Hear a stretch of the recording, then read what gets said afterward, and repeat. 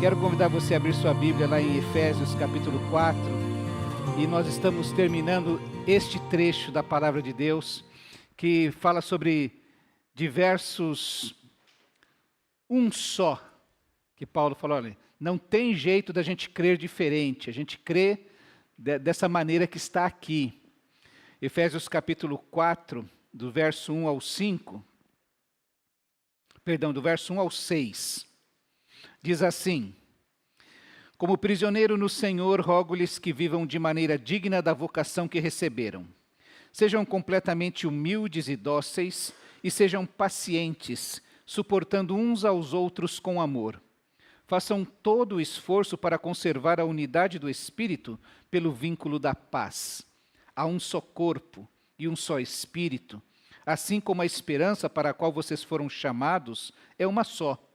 Há um só Senhor, uma só fé, um só batismo, um só Deus e Pai de todos, que é sobre todos, por meio de todos e em todos. Amém? Muito bem, meus irmãos, a primeira pergunta que se faz é exatamente, olha, esse texto está dizendo que Deus é Pai de todos, então todos logo são filhos de Deus. E exatamente esse é o problema que nós vamos enfrentar, porque quando o apóstolo Paulo fala que há um só Deus, ele está dizendo que não é possível pensar de maneira diferente a respeito deste Deus. E quando ele fala, a evidência interna que nós temos no livro de Efésios, na carta de Efésios, é exatamente o que Paulo está falando naquele um só Deus que é Pai de todos, porque no capítulo 2 ele desenvolve aquela ideia, ora, lembra que lá em Jerusalém, no templo de Jerusalém, há um lugar destinado aos judeus puro sangue, e há um muro que separava os gentios, aqueles que não eram judeus. Quem não era judeu podia chegar até aquele lugar que o muro demarcava. Só os judeus puro sangue, descendentes de Abraão, podiam passar daquele lugar. Mas Paulo está argumentando exatamente que quando Cristo vem, realiza o seu sacrifício, todo aquele que crê tem agora este acesso direto ao Pai. Esse muro que separava gentios e judeus foi retirado. E Deus agora, que adotou tanto judeus como gentios na sua família, por causa do sacrifício de Cristo, agora é Pai de todos. É este que ele está dizendo aqui. Este Deus é Pai de todos, porque agora tanto judeus como gentios foram feitos uma só família, adotados na família de Deus. Por isso que Paulo está dizendo então que há um Pai que é Pai de todos, todos os que creem. Não importa mais se judeus e gentios, todos agora são família de Deus, adotados na família, porque foram recebidos pela graça de Deus por meio da fé, adotados na família de Deus. Paulo então começa a falar, nós precisamos entender isso. O que ele está afirmando aqui? Mas quando ele fala a respeito de Deus, nós precisamos pensar também, quem é esse Deus? Você já discutiu com alguém? Aliás, nosso tempo diz que sobre política, religião, e tem mais uma coisa que ninguém diz, futebol a gente discute, né? Dá até briga, né?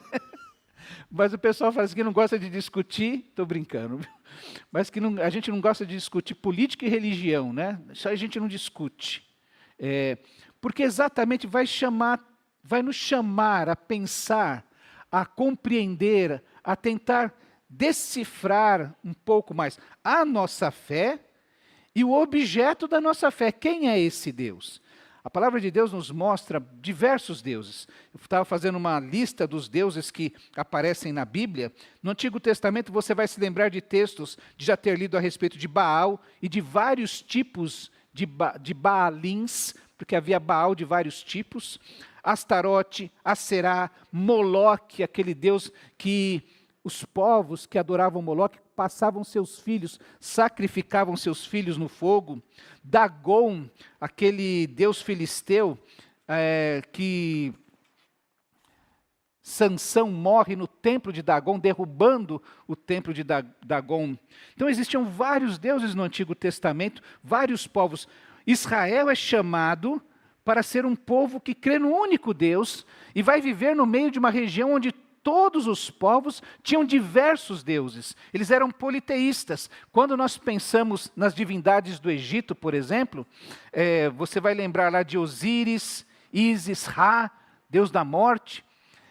Aquelas 10 pragas do Egito, os deuses não são citados, mas é Deus derrotando cada divindade que existia no Egito, pelo menos 10. E Deus vai derrotando cada uma delas, até libertar o povo do Egito. No Novo Testamento, nós encontramos ainda uma sociedade greco-romana com um panteão, tanto grego como romano.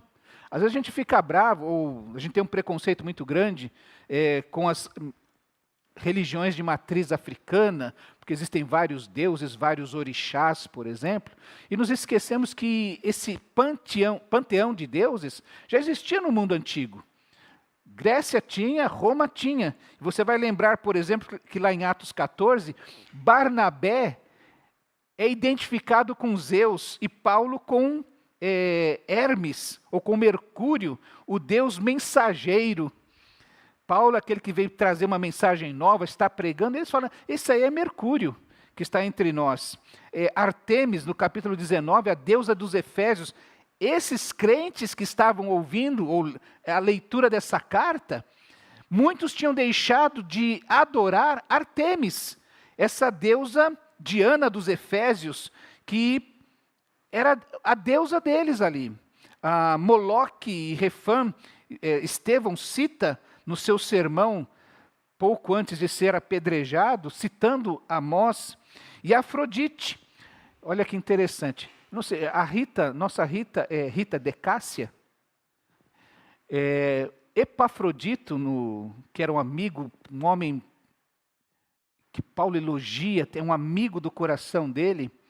Epafrodito é um nome que significa pertencente a Afrodite, que era a deusa da sua região. Como geralmente as Ritas de Cássia tem a ver com a Santa Rita de Cássia, não é? E vários outros deuses, vários outros nomes que eram referidos, quem nascia no dia de São Luís, de São João, recebia o nome do santo daquele dia.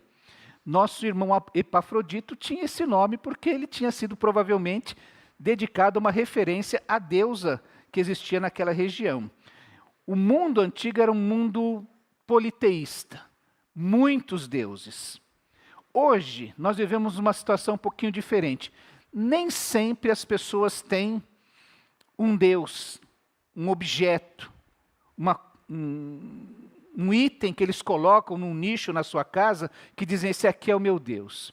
Nós hoje vivemos uma sociedade em que o raciocínio, a maneira de pensar é o Deus das pessoas. Paulo, quando escreve aos Coríntios, diz assim,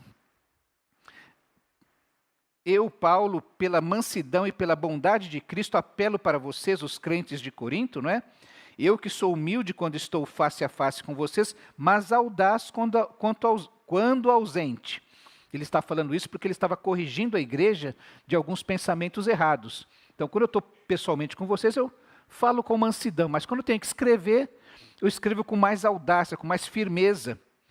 Então ele diz, rogo a vocês que quando estiver presente, não me obriguem a agir com audácia, com a mesma firmeza que eu falo quando estou escrevendo, tal como penso que ousarei fazer, mas para com alguns que acham que procedemos segundo os padrões do mundo, ou os padrões humanos. Paulo tinha um problema com a igreja de Corinto, que apesar dele ter levado aqueles crentes ao conhecimento de Cristo Jesus, havia pessoas que questionavam o seu ministério, questionavam a sua autoridade apostólica, até porque eles vinham de uma sociedade, como ele vai falar, onde tudo é permitido. Ninguém tem que mandar em mim, eu faço aquilo que eu quiser.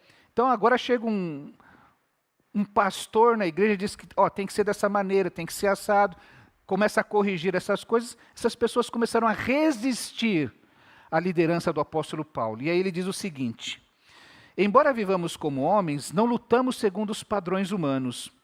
As armas com as quais lutamos não são humanas, ao contrário, são poderosas em Deus para destruir fortalezas.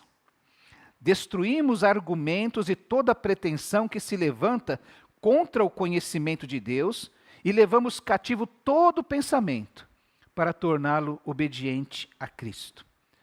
Hoje nós temos um tipo de Deus, um tipo de idolatria, que são os nossos raciocínios. Aquela célebre frase que é cunhada no nosso tempo, eu tenho a minha verdade. O jeito que eu acho que são as coisas é o que eu acho e pronto. É a minha verdade. Paulo está dizendo que essas fortalezas, ele precisa destruir estas fortalezas, estas coisas que dominam a nossa mente e o nosso coração e que resistem à vontade de Deus. Por isso que ele diz, as fortalezas são argumentos e toda pretensão que se levanta contra o conhecimento de Deus, ou seja, que não quer se submeter a Deus. Quando eu aprendo algo a respeito da parte de Deus, e eu falo, isso não é para mim, isso não se encaixa na minha vida, na minha agenda, nos meus propósitos, isso está se tornando uma fortaleza, uma divindade, uma idolatria dentro de mim. É a idolatria do ego, é a egolatria, é a minha verdade. Paulo diz que hoje a grande dificuldade que nós enfrentamos é enfrentar exatamente esse tipo de idolatria, esse tipo de Deus. Quando eu era adolescentezinho, eu até comentava isso ontem, surgiu uma música que fez um sucesso tremendo no Brasil todo. Era uma metrificação do Salmo 138, versículo 1, que fala: na presença dos deuses, eu te louvarei, Senhor, de todo o meu coração. Na presença dos deuses, a ti cantarei louvores. Alguém conhece essa música? Lembra? Já ouviu? Não é? Década de 80. O pastor que compôs essa música e virou um hit naquela época. Só essa metrificação desse primeiro versículo. Como eu disse, eu era um adolescente. E eu ouvi aquela música e falava, mas eu aprendi que só tem um Deus. E por que o salmista diz que na presença dos deuses eu vou cantar louvores ao Senhor? Isso me chamou a atenção muito, porque, como eu falei, eu aprendi que só existe um Deus. Como é que vou cantar na presença dos deuses? Será que existem outros deuses? Nós vimos então que sempre houve idolatria, sempre houve outros deuses a quem as nações buscavam. Às vezes as pessoas, as nações chamavam de deuses seus próprios líderes. Você vai lembrar que César, no tempo que Paulo está escrevendo essa carta aos Efésios, ele era considerado uma divindade, um filho dos deuses, adorado, estátuas para serem venerados. Então, quem são? Nós já vimos então que haviam esses deuses de madeira, de pedra, templos construídos para a adoração deles, e que hoje nós temos esses deuses do coração, deuses na nossa mente, deuses que nós agasalhamos, que resistem, e olha como é interessante, só pode haver um único Deus. E quando essas fortalezas, essas idolatrias resistem no nosso coração, eles estão tomando exatamente o lugar de Deus. É uma briga entre ou Deus se assenta no trono do meu coração, ou esta divindade se assenta no trono do meu coração. Quando eu resisto, é essa fortaleza que está tomando conta do meu coração, na minha vida. O que a gente pode pensar aqui, meus irmãos, então, de que Deus Paulo está falando aqui a um só Deus? Primeiro, quando nós olhamos para a carta aos Efésios, logo no primeiro capítulo, Paulo define que Deus é uma trindade. E olha, nós cremos num Deus que é Pai, Filho e Espírito Santo. Acabamos de cantar aqui, o Filho em breve voltará. Nós cremos que o nosso Deus, que o Pai arquitetou a salvação, que o Filho veio executar a salvação e que o Espírito Santo de Deus hoje aplica a salvação na vida dos crentes. Nós estamos falando dessa trindade, que é como Paulo abre a sua carta ao falar com os crentes dali. Ele começa a falar, bem dizer ao Deus e Pai de nosso Senhor Jesus Cristo. Quem é esse único Deus? Primeiro, ele é uma trindade. Desde a eternidade, sempre foi assim. Quando criou todas as coisas, criou como Deus criador. A gente afirma, se você não acreditar no primeiro versículo da Bíblia, não adianta você ler o resto da Bíblia. Você vai duvidar de tudo que está ali. Deus é o Deus criador. Paulo vai falar isso aqui na carta aos Efésios, capítulo 3, verso 9. Esclarecer a todos a administração deste mistério que durante as épocas passadas foi mantido oculto em Deus, que criou todas as coisas. Paulo está falando de um Deus que é criador de todas as coisas. Um Deus que é uma trindade, um Deus que é criador de todas as coisas, um Deus que é Pai glorioso, como ele diz no verso 17 do capítulo 21. Ainda no verso 22 do capítulo 1, ele diz assim: Deus colocou todas as coisas debaixo de seus pés do Filho e o designou cabeça de todas as coisas para a igreja, que é o seu corpo, a plenitude daquele que enche todas as coisas em toda e qualquer circunstância. Então Paulo começa a falar ali para os crentes de Éfeso que, primeiro, nosso Deus é uma trindade. Segundo, que Ele é um Pai glorioso, que Ele é o que designou, Ele colocou, Ele define as coisas dirigindo a história. No capítulo 2, verso 4, ele afirma que Deus é rico em misericórdia. No capítulo 3, verso 9 que nós lemos, diz que Ele administra este mistério, que era trazer Cristo, que morreria, tiraria aquele muro de inimizade entre judeus e gentios, adotaria todos numa mesma família e seria pai de todos eles. Porque Deus é quem dirige esta história. Então, Paulo está mostrando para nós uma trindade, um Deus que se relaciona conosco como Pai, um Deus que dirige a história, que conduz a história até chegar no ápice de todas as coisas. É por isso que, quando ele fala aos Gálatas, ele diz que Jesus, tendo vindo na plenitude dos tempos, realizou a obra de Cristo Jesus. Deus administrou a história, conduziu a história, de tal maneira que ela cumprisse os seus propósitos.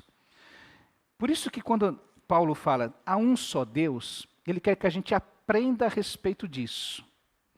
Quando a gente pensa assim, olha, Deus tem um plano e Ele conduz a história, e Ele conduz a história da maneira que Ele quer, a minha vida e a sua vida precisam ser entendidas dessa maneira.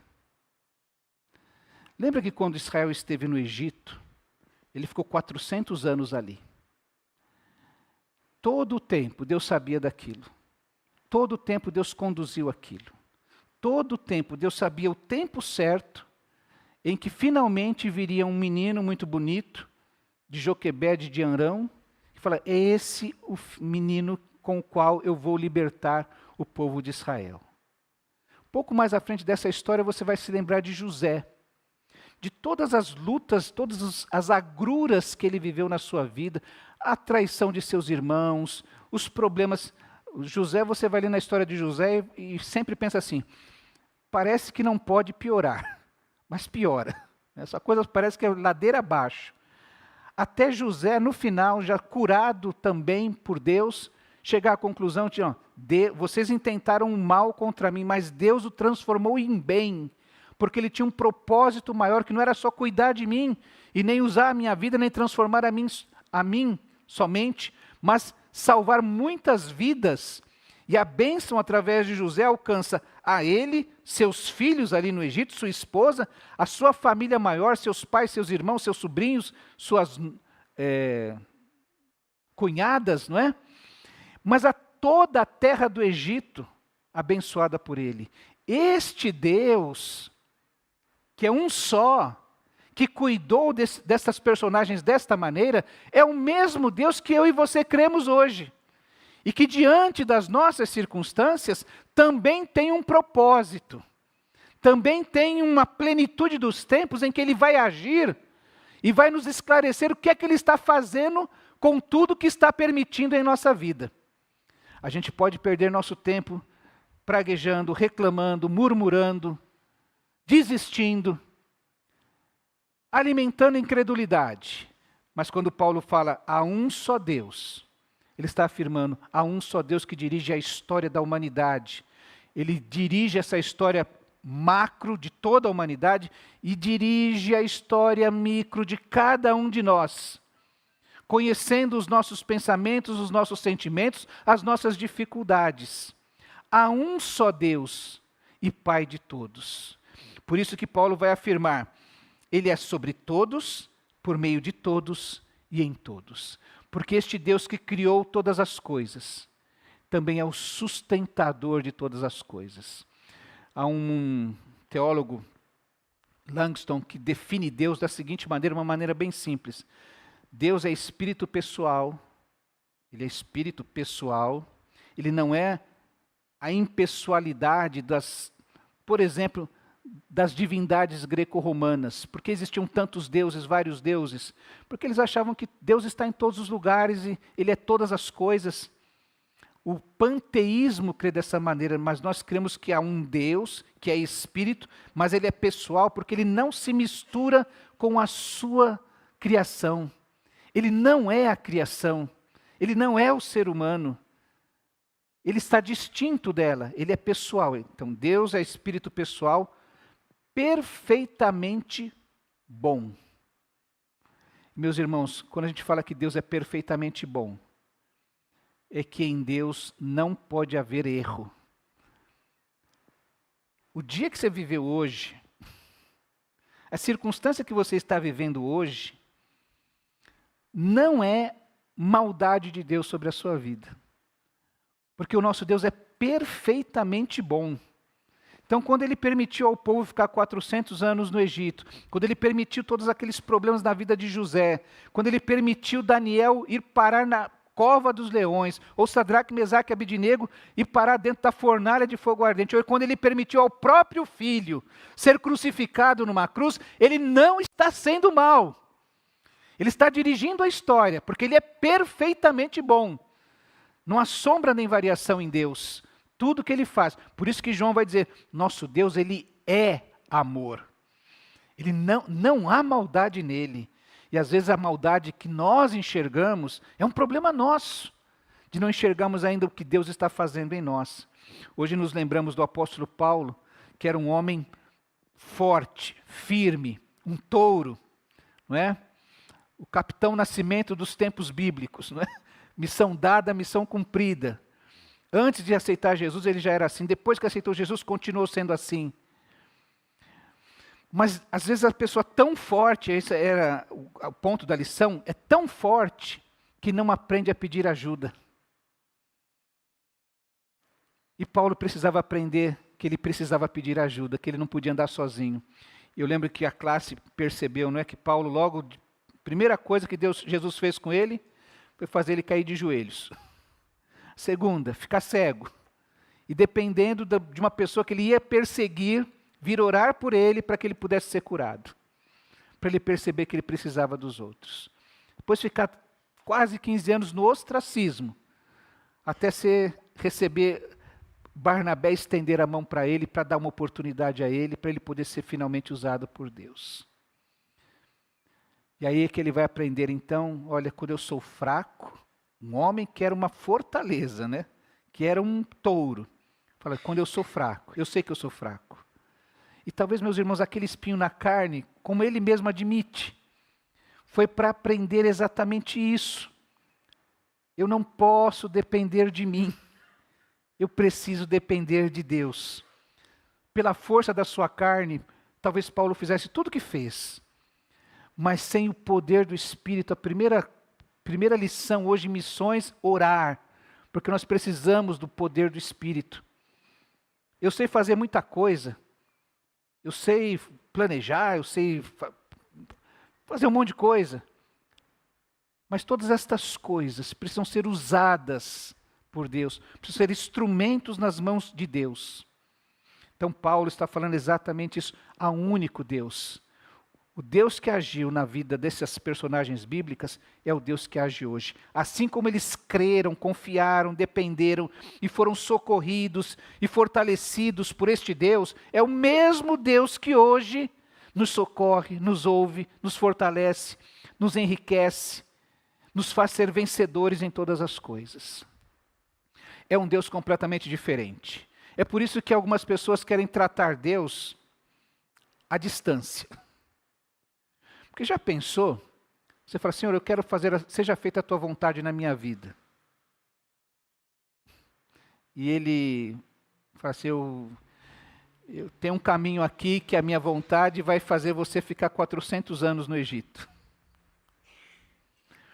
Ou a minha vontade é que você experimente a traição, como José experimentou de seus irmãos, a rejeição deles.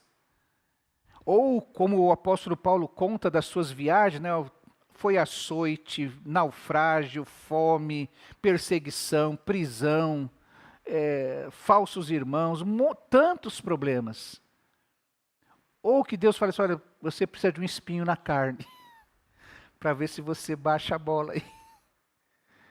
É um só Deus. Quando nós olhamos para esse Deus que Paulo está falando, esse Deus que fez a salvação em Cristo Jesus, é o Deus em quem nós cremos. Ele é uma trindade, o Pai, o Filho e o Espírito Santo, que realizaram essa salvação e nos adotaram em sua família. É Ele que vai conduzindo a história da humanidade e a história particular de cada um de nós. Quando você começa a falar sobre isso, eu quero esse Deus que é poderoso, que liberta do Egito, que transforma a história de José, que faz Paulo se caminhar como mais que vencedor diante das circunstâncias, mas eu não quero esse Deus que tem uma vontade que é diferente da minha. Quando Paulo começou a pregar em Atenas, você vai se lembrar disso, ele tem um discurso lá no capítulo 17 de Atos, ele está em Atenas, o centro cultural daquele período. O Império Romano mandava militarmente, mas quem mandava culturalmente era a Grécia ainda. E Paulo começa a pregar para os atenienses e fala exatamente, começa a pregar sobre Deus. Ele fala assim, então Paulo levantou-se na reunião do Areópago, que era tipo uma academia daquele tempo, e disse, atenienses, os pensadores estavam ali, eles é que determinavam o que poderia ser pregado na cidade, as ideias que estavam sendo cultivadas ali. Quando o irmão Edilson falou sobre a Sandra, recebeu uma carteirinha para poder pregar lá no seu país. Hoje, meus irmãos, os países vão complicando quando um estrangeiro chega para pregar no país deles. Então, hoje os missionários eles têm que chegar lá para ser professor de alguma coisa, ser enfermeiro, ser engenheiro, ser técnico de futebol. Chega com outra profissão, porque se ele chegar só dizendo que vai pregar, os países vão complicando a entrada. Chegando lá, eles começam a treinar o que são chamados de missionários autóctones, que são missionários da terra, nativos. Porque eles sabem, a gente tem um dialeto nordestino, né? Tem até uma Bíblia que fala sobre isso, né? Que eles falam com tranquilidade, eles sabem compartilhar o Evangelho. Então, quando Paulo vai lá para Areópago e vai falar com os atenienses, ele fala entendendo a sua cultura, dialogando com ela. E ele vai falar assim, vejo que em todos os aspectos vocês são muito religiosos. Pois andando pela cidade, observei cuidadosamente seus objetos de culto. Naquele tempo, os ídolos eram objetos concretos. E encontrei um altar com esta inscrição, ao Deus desconhecido. Tinha tanto Deus que falaram, talvez a gente tenha esquecido algum, vamos deixar já um altar preparado para ele. Tá? É que nem quando a gente prepara a programação na igreja. A gente quer saber quantos vêm, para arrumar direitinho, né? E sempre, deixa uma mesa a mais aí, porque vai que aparece alguém de última hora. Lá, Atenas era assim, vai que tem um Deus que a gente ainda não conhece. Ora, o que vocês adoram, apesar de não conhecerem, eu lhes anuncio. O Deus que fez o mundo e tudo que há nele é o Deus Criador. É o Senhor dos céus e da terra. Está dizendo que Ele manda sobre todas as coisas. E não habita em santuários feitos por mãos humanas. Ele é um espírito pessoal. Ele não é servido por mãos de homens como se necessitasse de algo, porque Ele mesmo dá a todos a vida, o fôlego e as demais coisas. Por isso que Paulo afirma que ele é sobre todos, por meio de todos e em todos, porque ele é o supremo doador da vida e de todas as demais coisas. Até o ateu que nega a existência de Deus está sendo abençoado por Deus, porque Deus lhe concedeu a vida, lhe concedeu a chuva, lhe concedeu o sol, lhe concedeu que a natureza frutifique para o sustento seu e de todos os seus. De um só fez ele todos os povos, fazendo uma referência à criação do primeiro casal, para que povoassem toda a terra, tendo determinado os tempos anteriormente estabelecidos. O Deus que determina os tempos anteriormente estabelecidos é o Deus que dirige a história até chegar à plenitude dos tempos, quando Jesus veio ao mundo. E os lugares exatos em que deveriam habitar. Deus fez isso para que os homens o buscassem e talvez tateando pudessem encontrá-lo, embora não esteja longe de cada um de nós. Não existe cultura, não existe povo no mundo que não tenha a ideia da divindade, que não tenha a ideia de que existe um ser superior. Ele não sabe dizer o nome, ele muda os nomes, mas ele sabe que o que ele consegue enxergar não é tudo. E que ele tem uma consciência de que ele vai ter que prestar contas um dia a alguém, a alguma coisa. Ele sabe, ele tem um senso moral, mesmo os povos mais primitivos que ainda existem na face da terra, eles têm um senso de moralidade. E sabem que eles precisam ter esse senso de moralidade, porque um dia eles se encontrarão com esse Deus, com esse ser que é superior a eles.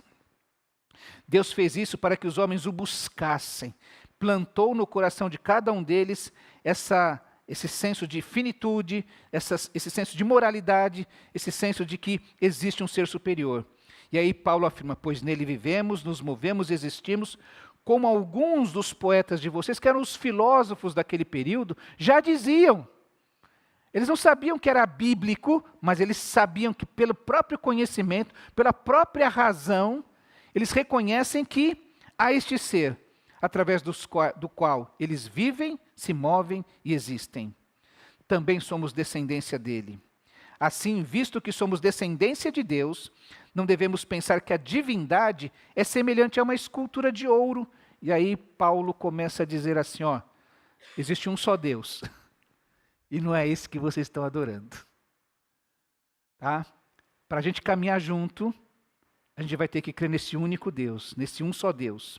E aí ele começa a dizer, olha,